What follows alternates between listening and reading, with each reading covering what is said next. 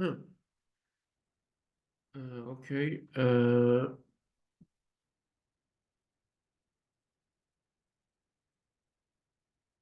So let me to continue from 2F. So our partition is dynamic, and uh, while we draw the partitions, let me to come to there.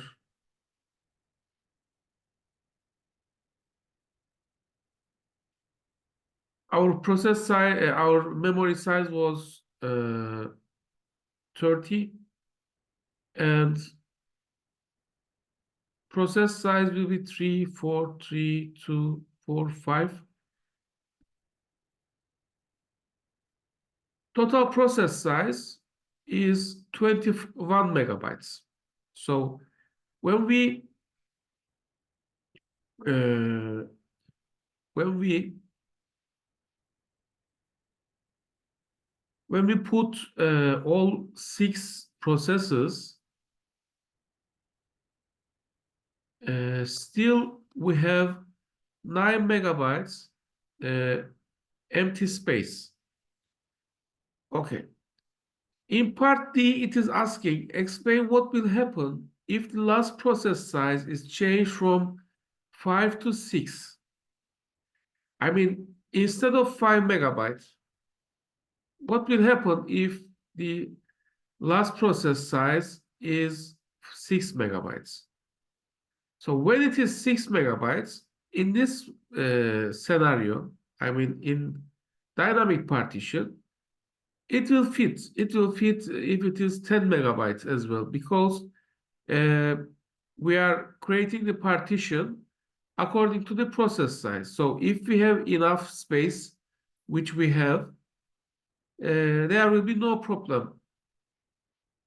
Okay, so let me to say previously, when it is 5 megabytes, the process size is 5 here, partition size is 5.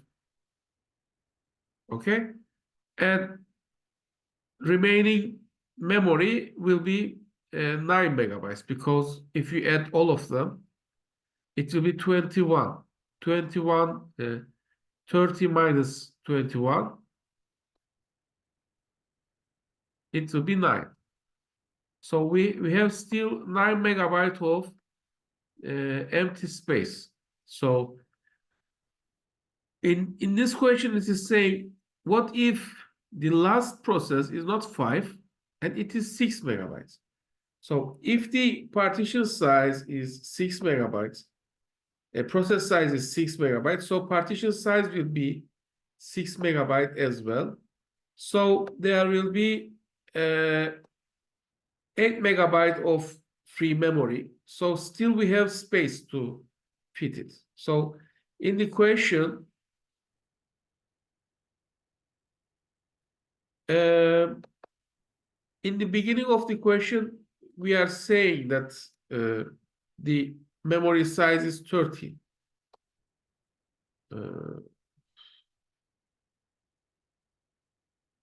Let's raise it.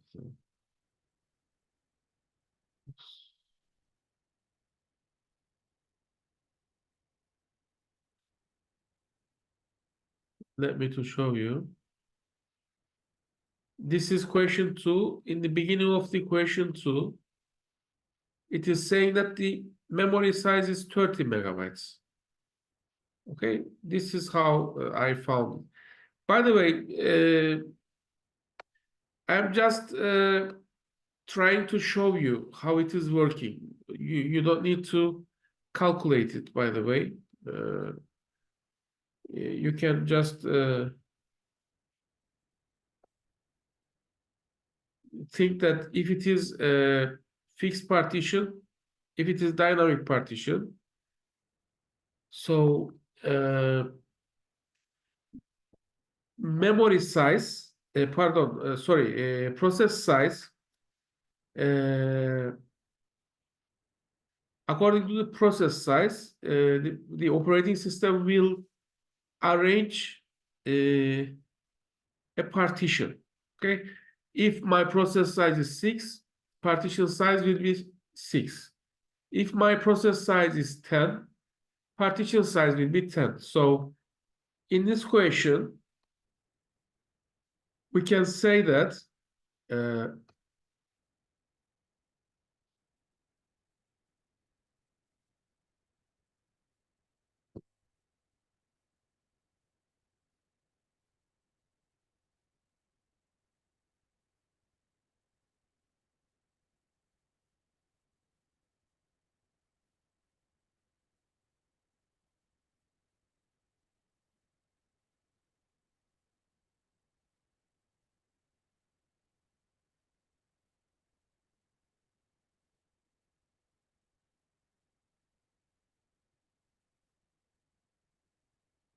so partition size will be created according to the process size.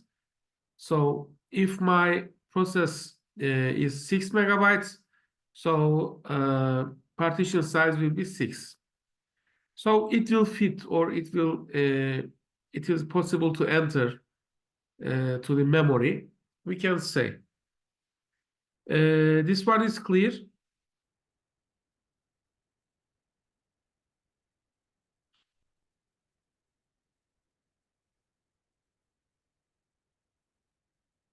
If it is not clear, Yes. okay. The others, if it is not clear, please tell me. Otherwise, I'm continue.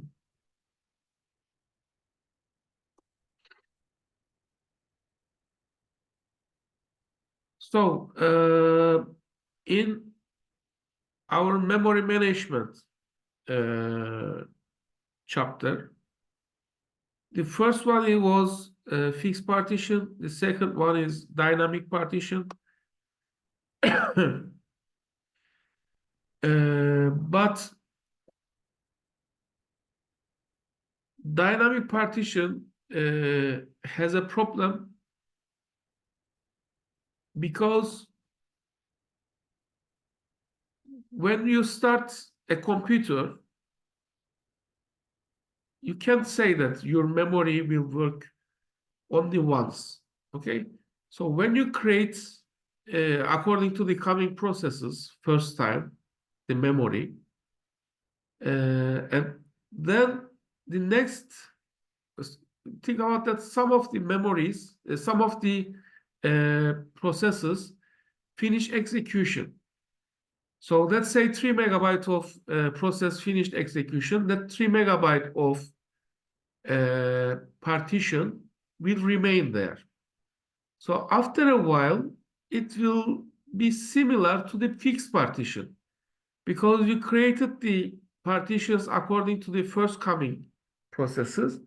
But when they finished execution and they no longer needed in the memory, so they will be deleted.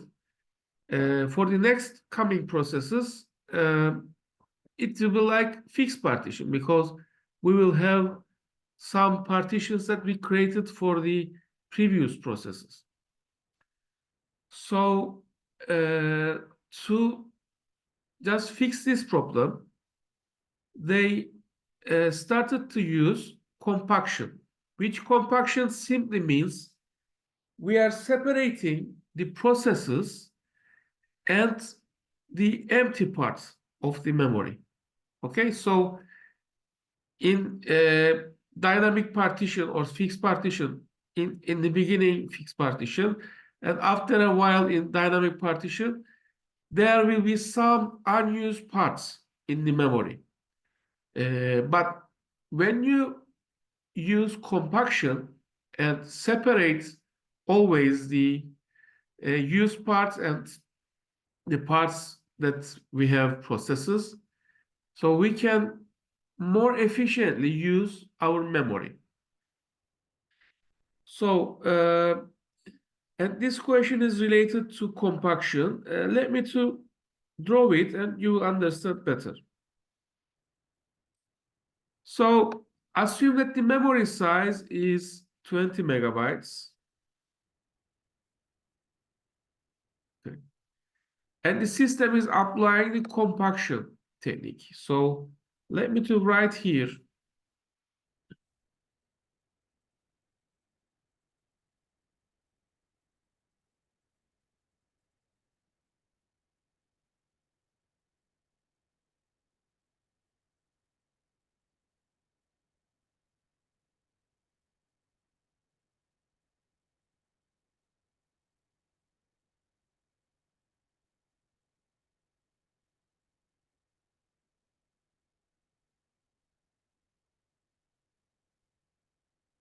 Okay.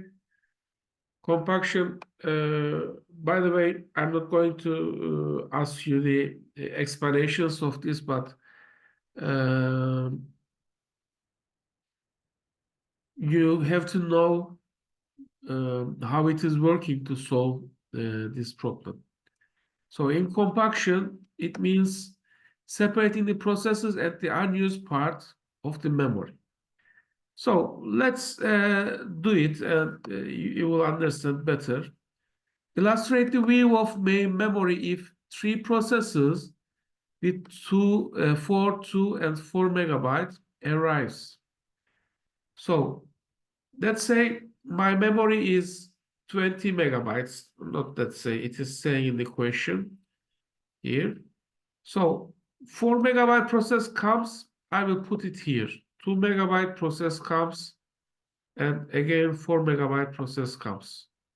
So 4, 2, and 4 megabyte process. So these are all processes. Okay. Let's say process 1, process 2, and process 3. Okay. Here, how much unused space we have now? Can you tell me?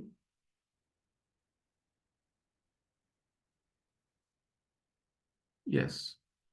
Thank you. I took a message that's saying yes. So this is 10 megabyte of unused space. Okay. So this 10 megabyte is unused space. And these parts are processes.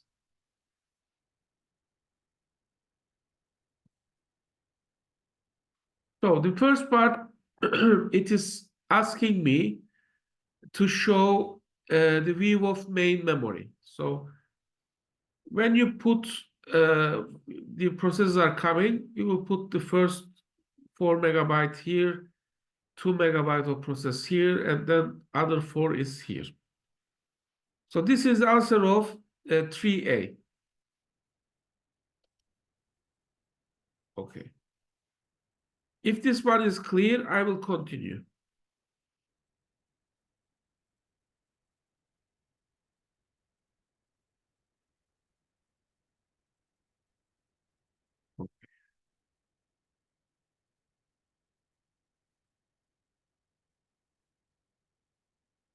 Assume that after a while, 2 megabyte process finished execution and released from the memory.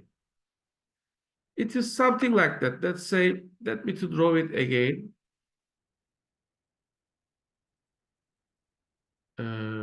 This is 4 megabytes. Let's say 2 megabytes and 4 megabytes.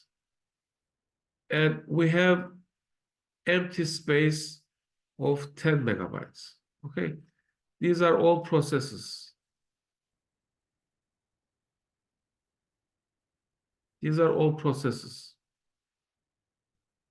Okay, I can't draw well here. So, okay. After a while, 2 megabyte process finished execution and released from the main memory. So when this one is finished execution, this part is empty, will be empty, okay, released from the memory. But the working style of compaction is to separate the empty parts or unused parts and the processes. So this cannot be remain like that. So memory should just rearrange the locations of the processes and empty parts. How? I said they are separating the empty parts and the processes. So this 4 megabyte will remain here. This 4 megabyte will move instead of the place of here. Okay. And we have remaining 12 megabyte empty space. Okay. So these are processes. Let's say these are processes and these are empty spaces. Okay. So in compaction, yes, very good. In compaction, we will just make it like this. So this is the style of compaction. But this is a kind of method that think about that each time a memory finished execution or each time a new memory, each time a process finish execution or each time a new process comes, operating system should just change the locations, sometimes everything. Think about that. This process, if this process finish execution, all the remaining parts we should move to upwards. So what will happen while memory is copying, I mean, some memory, copying some megabytes to one location to another location, CPU should wait for it. Okay, should wait for it to finish this movement, and then CPU can do something. So while these kind of movements are doing, CPU will be idle. We can't use CPU. So the compaction is not is an efficient method to use the memory efficiently, but is for the CPU utilization, it is not a good method. Okay. So to calculate this, how much time we are wasting approximately, we have another formula. It is a ratio actually, which it is asked in question part C. So this is related to compaction, but question is not dependent to part A and part B. I can ask dependent question. It doesn't matter. I mean, I can say for 2 megabytes and similar thing, but it doesn't matter. This is, we are just applying a ratio and find the answer. Okay, let's consider that operating system needs 8 nanoseconds to copy 2 bytes from one place to another. And how much time it needs to copy 600 megabytes. So here we can easily just make a cross multiplication and solve this problem. But the problem is their units should be same. Okay, so let's say here I didn't mention it, so you can find it as nanoseconds or seconds, but generally I ask it as seconds. So if I am asking in seconds, you have to convert this one to seconds. Okay, let me to calculate because but you have to divide it to 2. So let me to do it. So for 8 nanoseconds in another if I need the answer in seconds, you have to convert this one to seconds. So 8 nanosecond is 8 times 10 to the power of, let me to write with pencil, 8 times 10 to the power of minus 9. Okay, so 8 nanosecond. I will write it in terms of seconds. So it will be 8 times 10 to the minus 9 seconds. So here I have bytes, here I have megabytes. So I have to convert them as well. So it is easier to convert it to bytes. Okay, it is multiplication is easier than division always. So 6 times 600 times 10 to the power of 6. 6 bytes. Okay, so now I can make my multiplication. Yes. And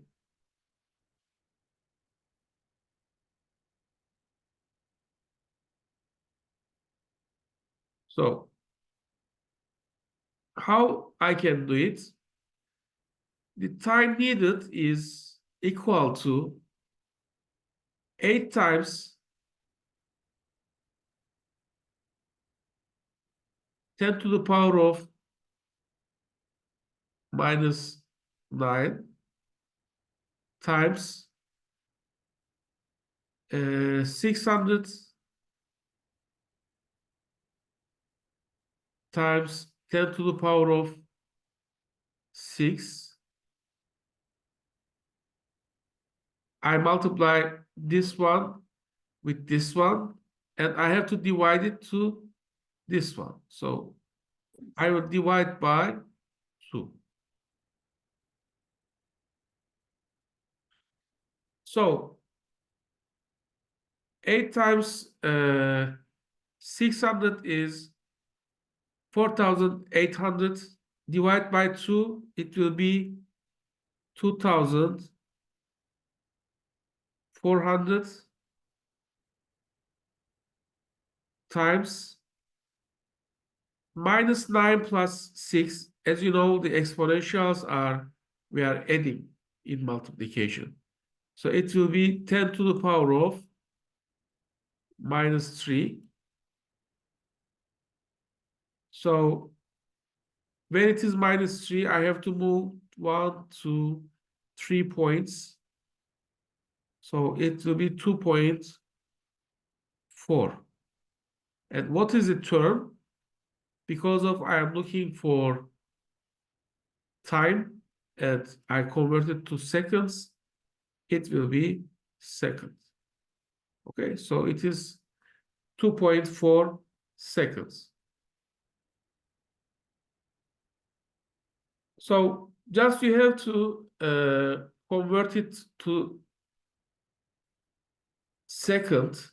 If I ask for, in seconds, if I say in nanoseconds, you don't need to do anything here. Okay, or if this one is byte and this one is byte as well, you don't need to do anything. Okay, but if the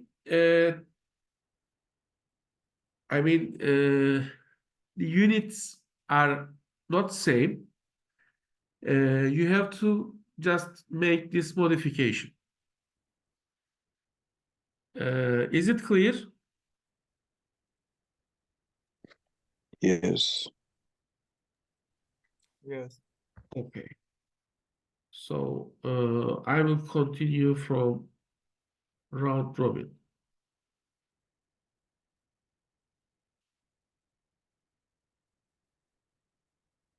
Okay.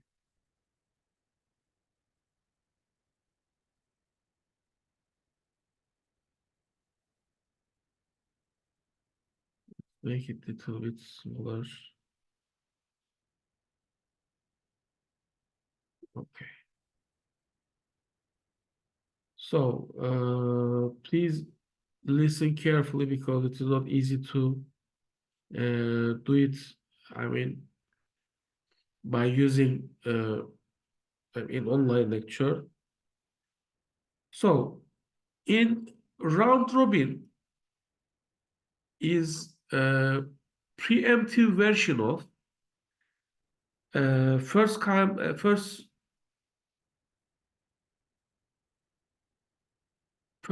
first served. Okay, so it is preemptive version. What does it mean by preemptive? In preemptive, when a process, when a higher priority process comes into the memory, the lower priority process, CPU will stop it and take the higher priority one. Okay, so this means when a process started for execution, it may cut by the higher priority process or any other rule. Okay, so this is called round robin. Okay, so while we're starting to execution, think about that. You are in a barber shop. It doesn't matter the priority, whatever it is. You will take the first customer that comes to you. Okay, it doesn't matter if it is a teacher, it is a primary minister, whatever it is, he is or she is. You will take the first uh, customer. So, so we will check the arrival times. Which process should execute first?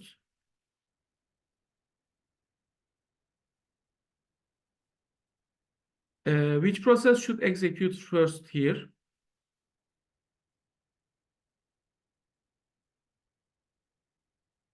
5? 4, yes. No, 4.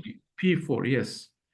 Because the first process that comes is process 4. It is something like, think about that. You are in the class, okay? And you can't guess which friend of you will come to the class, okay? So you can't decide the future. So you have to check the time that, I mean, at that time, which process comes. So if the first process is arrival time 0, P4, so you will take this one. And this is not related to priority.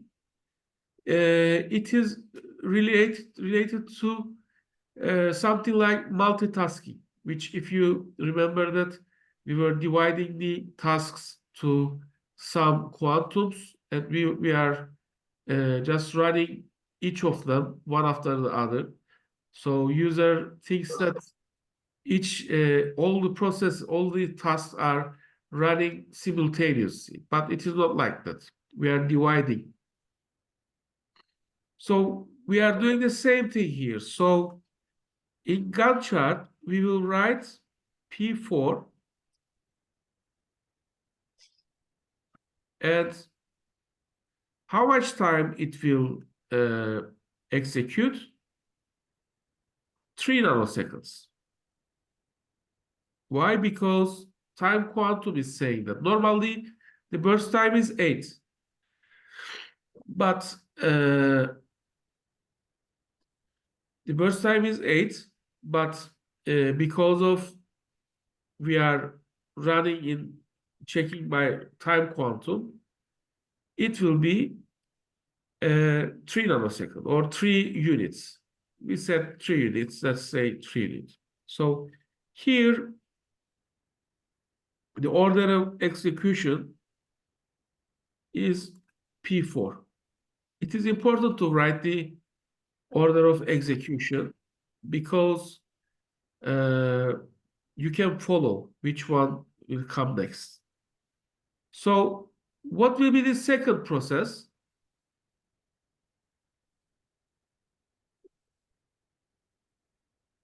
P3. No, P5 second process will be P5. This one, because the arrival time is 1. is 1. Okay. So, by the way, one thing to remember, because of P4 is not finished, so we have to put it to the memory after 3 nanoseconds. Okay? So, let's continue. Here, the second one is P5.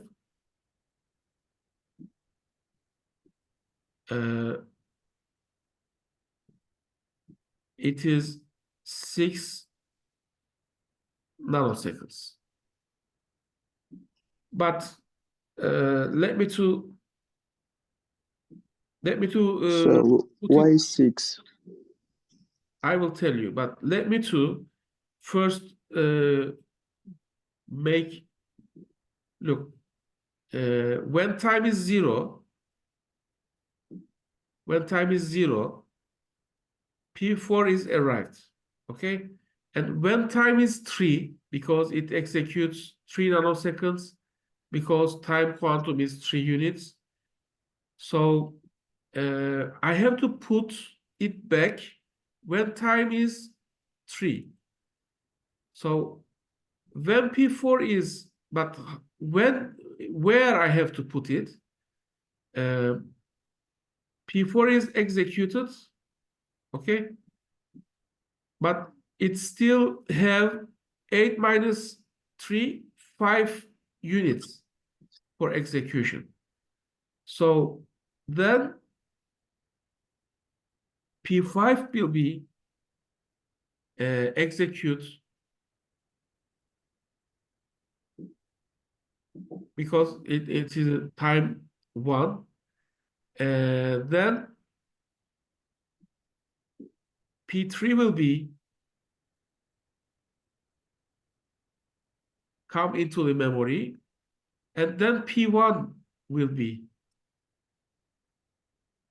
come into the memory. So, I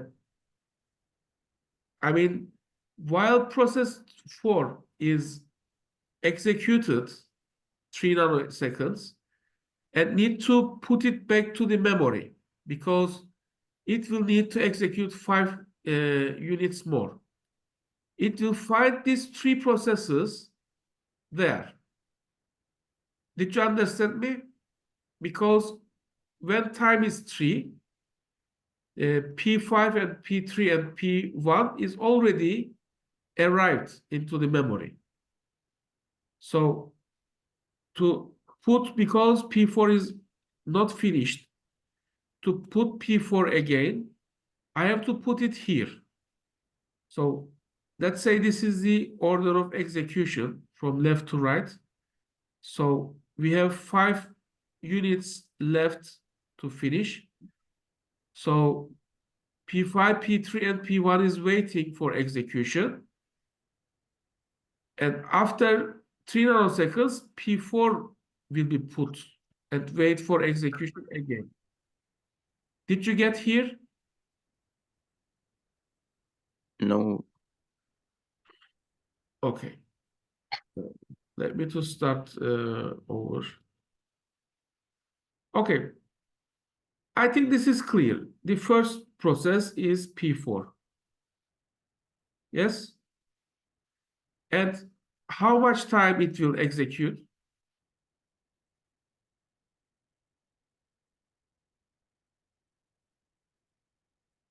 Look, because of time quantum, we are using time quantum here. Because of time quantum is 3 units, it will execute 3 units or 3 nanoseconds. Okay. Each process will execute 3 nanoseconds here in this rule. Okay. So the first process in the memory, this Gantt chart shows the execution of processes.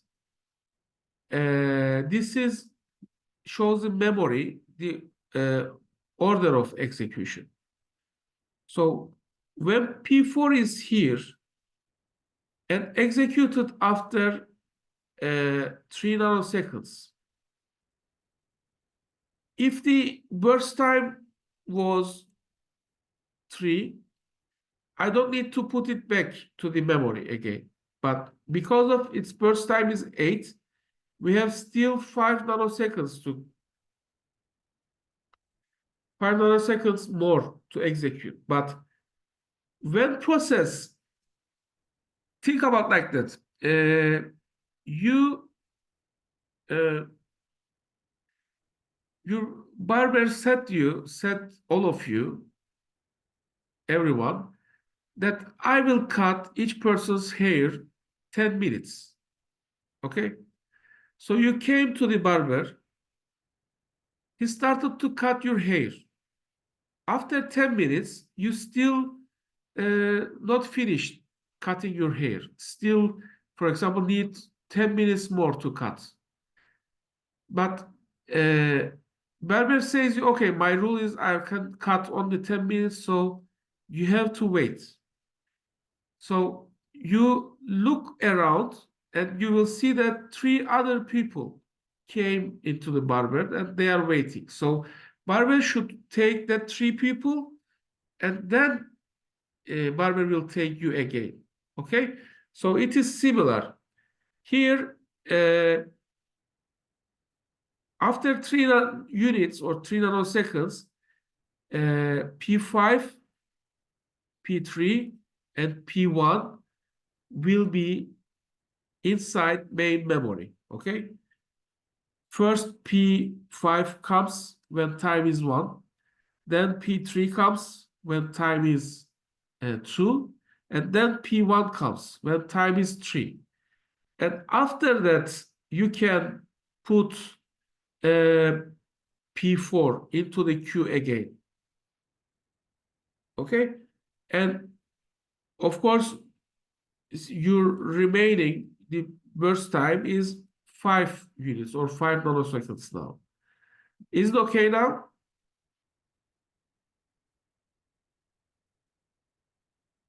Still not okay. Yes. Okay, so sorry, time is finishing. I have to close and come back again. If it allows me, I will immediately come. If not, 10 minutes later, I will come.